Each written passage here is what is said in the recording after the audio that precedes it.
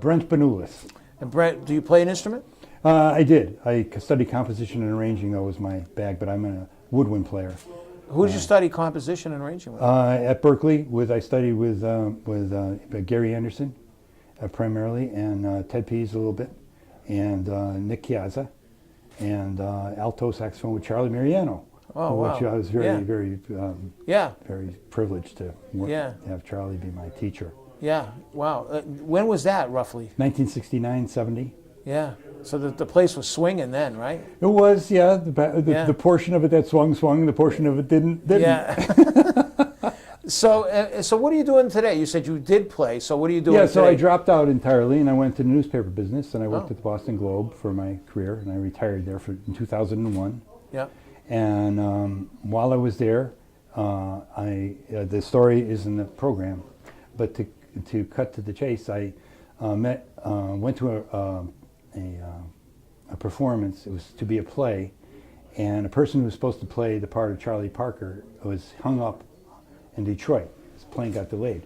So to fill in was a guy named Malcolm Shorty Jarvis. You might remember Shorty Jarvis being played by Spike Lee in the movie. He was the other Malcolm. Yeah. But he also was a trumpet player. He was a trumpet player and a member of the so-called Black Musicians Union, the local 535 in Boston. And when he gave his rundown of the history of the 535, very heartfelt, it moved me tremendously. It affected me profoundly. And Malcolm didn't live too much longer after that. We were good friends for less than 2 years. And Malcolm died of cancer. And but I promised him I would give a portion of my life, a couple of years at least, to founding a New England Jazz Hall of Fame to remember the people who laid down the music in New England. After his story so inspired me to do that. Yeah, that's a wonderful story. Yeah. And it caught on. And he gave me his phone bank. He gave me his phone list of all the guys who played with the 535, members of the 535. And one led to another, to another, to another. And the whole wonderful, anybody who really learns, or not learns, I would say acquires the love of jazz, the appreciation of it, becomes a member of a family, a subcultural family that is worldwide. You could go anywhere in the world, to any city, and walk into a club and say, yeah, I dig it, and you would find somebody in there who relates to you and the culture. And say, oh yeah, I knew so-and-so, I heard so-and-so back then, blah, blah. And that's happening here today. Right. Today at Worcester Tech. We just bumped into people we haven't seen in 20 years, and it's just like yesterday, because that's how close the family is, really. And it supersedes time and space. Right, and it does, it transcends language even. It does, it's a language unto itself. You're right. Absolutely. Yeah, the musical I've been asking everybody today, tell me how can we bring it to broader, jazz genre to a broader audience. We're lucky in Worcester, we have, jazz radio, WICN, and there are some outlets, primarily like, TV. By the way, we share a similar background. I started out in music, studied music, I ended up running a TV station, and now I'm back playing music and still doing a TV. But anyway. Never leaves. It doesn't leave. But, those outlets, there are some outlets that take the music to the people.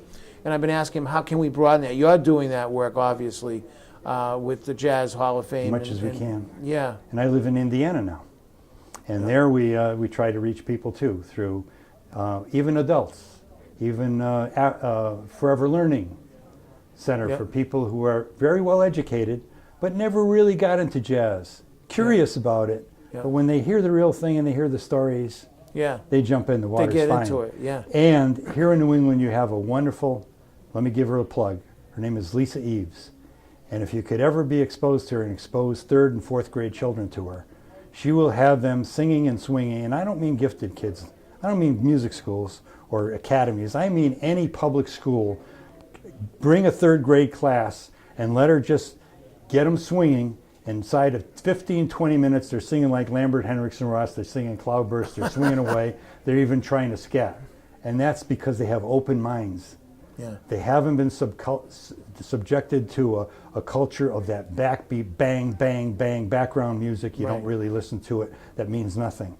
Right. And the 3rd graders, 4th graders, there's a whole field that could open up with young people.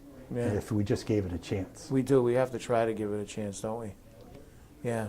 Yeah. Well, keep up the good work that you're doing. Thank you, and you too. Can in you WICN. I assume you are I work with WCCA TV. WCCA? Yeah. We're Okay. a local TV station here. And I'm also great friends with Rich. We go back a lot of years, and we work a lot in partnership with WPI. wonderful job he does here at Yeah. WPI.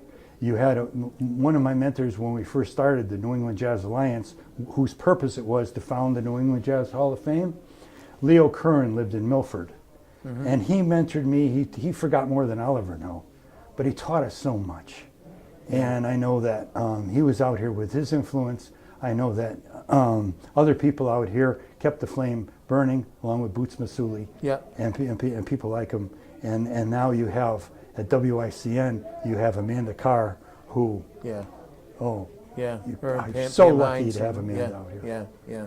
So anyway, I Yeah. wish you all. Yeah, we missed those days. You know, we had the days when the El Morocco used to be swinging out here.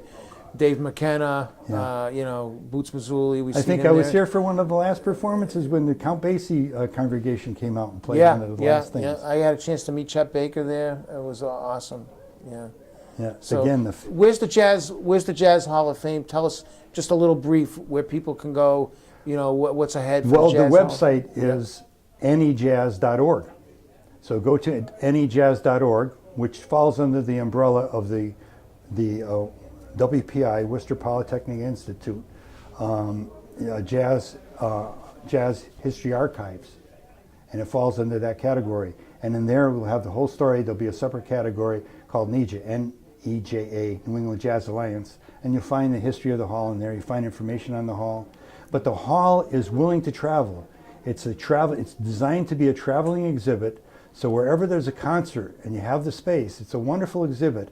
We have now there are 20 Hall of Famers who've been inducted, and we have wonderful exhibit about them ready for display, and it's very, very portable, and you can contact the library at WPI and take it out, borrow it out, just like you would a book out of a library, and display it with your program, with a concert, with a lecture, with a presentation, and there are many people willing to give an hour of film enhancement to the thing, to the experience, add to some of the history, to tell some of the oral history of it. And you could find that through WPI as well. Yeah. And these videos we're making will be a part of that. Oh, wonderful. Yeah. Thank you so much. Thank It's been you. such Thank an you. honor.